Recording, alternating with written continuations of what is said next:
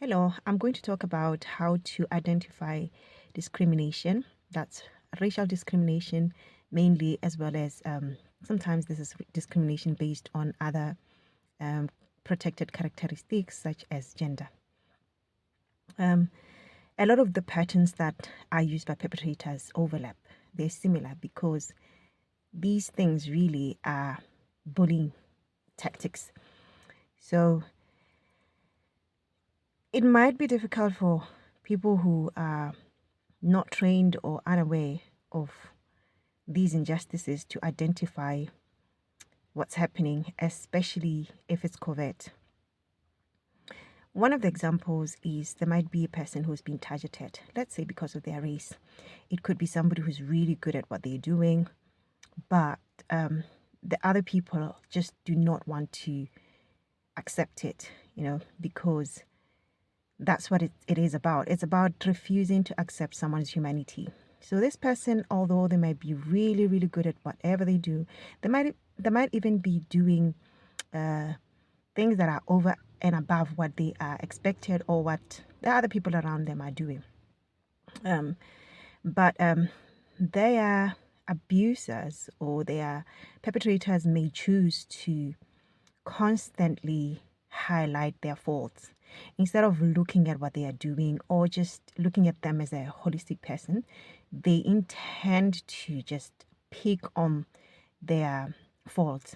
Now, as a group, they might feel comfortable doing that because everybody has faults. So because they're picking on someone's faults, the faults might be real or they might be just an exaggeration of what's happening. Like the person might be really, really good, but they might have a weakness somewhere. And then this would be the weakness that's been picked on. So it's abuse or it's something that is completely unfair because the main focus is really to cause harm or to refuse to see the person, as a whole. It is a bully tactic. Again, because this is a bully tactic, it thrives on the silence of bystanders. It's like domestic violence.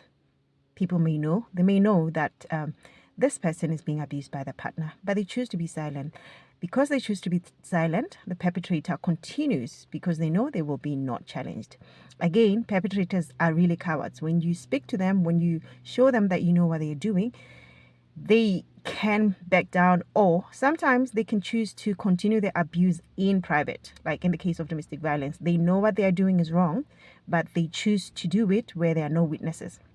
However, when they are aware that the witnesses are not going to say anything, or when they realize that the witnesses are actually enablers, they will continue with the abuse. Enablers are people who intentionally support abuses, or sometimes they support abuses unintentionally, like they don't realize what is going on, or they don't really realize the motive of the abuser. You know, again, in our world, it's very clear that things like racial discrimination and domestic violence are criticized. So perpetrators can choose to be more covert instead of actually working on themselves. They realize that they are perpetrators, but they, instead of asking for help, instead of dealing with themselves, looking in the mirror, they don't do that. However, they modify their tactics so that it's done in a way that it doesn't really seem like it's abuse, but the impact is still the same. The person who's being abused or discriminated against is still facing some sort of detriment. Or it could be that they just, like, nobody wants to be picked on. They know they are being picked on. So they would be somehow psychologically abused, because it's not fair. And then let's say in the place of, I'll give an example of in the place of in the case of workplace discrimination. It could be that this person is like, again, maybe there's nothing wrong, maybe they're just normal, maybe they're just like everyone else. However, the people who want to discriminate against them may choose to find faults, like their fault finding, and then over monitoring them in a way that is just like over policing, really. So obviously, if you you don't know this person, because they're over policed, you might think that there's something wrong with them. You might think that they have done something, or their behavior has made people to want to watch them. But it's not always the case. Sometimes they're just picked on because, again, it could be like, let's say, a woman who's working amongst men. It could be that the men just feel that this woman is not good enough just because of her gender. Or, again, it could be a black person in countries that are predominantly racist, or where there's institutional racism. This black person may be picked on and they may be over monitored. It sounds really silly if you haven't witnessed it, especially if you grew up in a country where there is no racism. But when you actually see it, you will realize that it is really real, and it's really, really stupid, to be honest, because there is no reason why somebody should be picked on based on their race, right? Nobody should be picked on. Like, why can't we just be civil people? And then again, the whole purpose of this is to refuse to see the person's humanity. Now, sometimes, because perpetrators might feel, some of them might have a little bit of a conscience, so they might want to cover up the fact that they are perpetrators. So they might already, the reason why, they might see someone for the first time and just conclude. Let's say it's in a meeting, in a conference, or whatever, where people are together, like-minded people with relatively similar abilities are together. Perpetrators may choose to ignore the other person, the person that they have targeted, not because they're not capable, but they may refuse their contribution. They may just refuse to hear them. They may refuse to see them. They obviously, because they know that it's wrong, they won't do it in a way like, oh, we're refusing to hear you because of your skin color, or we're refusing to hear you because of your gender. They'll just literally just pretend like, your contribution does not matter. They'll show you, you will feel it. They want you to feel it. They really want you to feel it. And they will do that. And then again, these perpetrators, because it's embedded inside of them, like they are allowing themselves to be abusive, they will have more than just one tactic, which is why it's a pattern. Somebody who is a discriminator or a domestic violence perpetrator, when you study them, you will see patterns. They might not be aware that you're actually seeing the patterns, but when they do realize that you have actually unmasked them, they might start treating you in a different way. Again, now, if you are the person who's on the receiving end of this, to be honest, your role is not to try and change perpetrators, because again, perpetrators are dedicated. A lot of perpetrators are actually dedicated to what they're doing. So trying to say to them, oh, you're hurting me, oh, this isn't fair. No, this is exactly what they want to do. In fact, if you keep on saying that, you're just showing them that, yeah, whatever they've intended to do is working. So you're not going to change them. Just continue being yourself. Work on your mental health. Focus on things that will help you. Don't give them too much space in your head.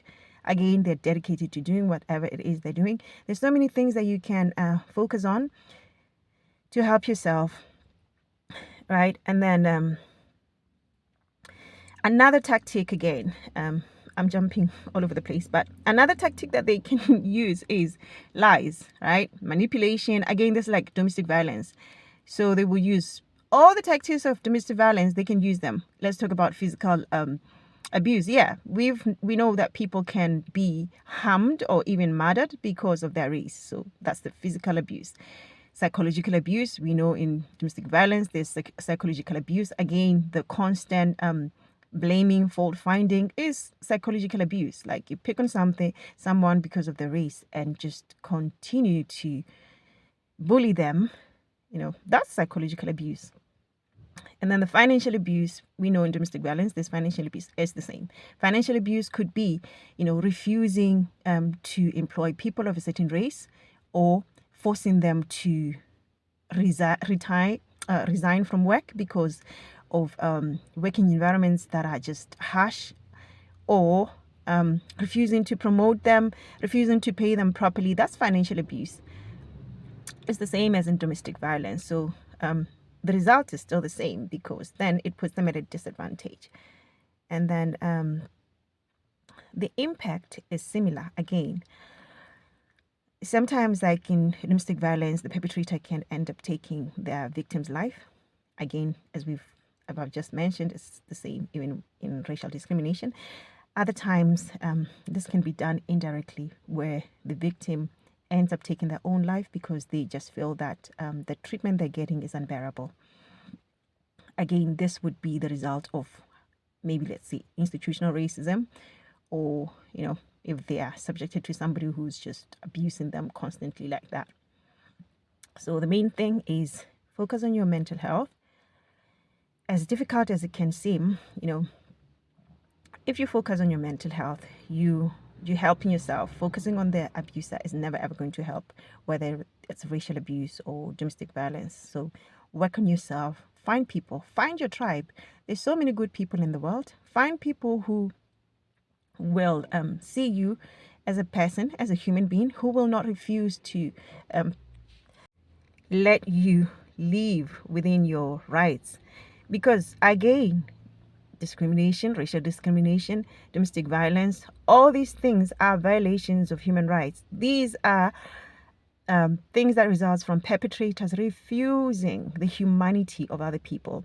It might seem like it's nothing, especially to some people like who are perpetrators. Some, not all of them, some might just think that, oh, it's harmful, it's a little thing. No, if you think about, especially when it comes to racial discrimination, you've got to realize that people who are minorities in societies that are institutional racist, they experience this for multiple people almost every single day. So you will be contributing to the bigger pattern that is constantly subjecting this person to discrimination. If that person ends up taking their own lives, really you would be the cause. You would have contributed.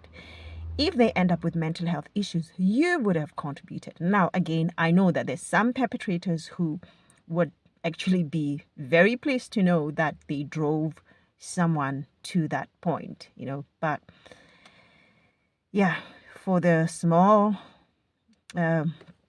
number that might just see this as something that is harmful, I hope that, they can turn around. But again, if you are on the receiving end of this, please don't even spend your time trying to change perpetrators. Thank you for the time you have taken to listen to this video. Ke a leboga.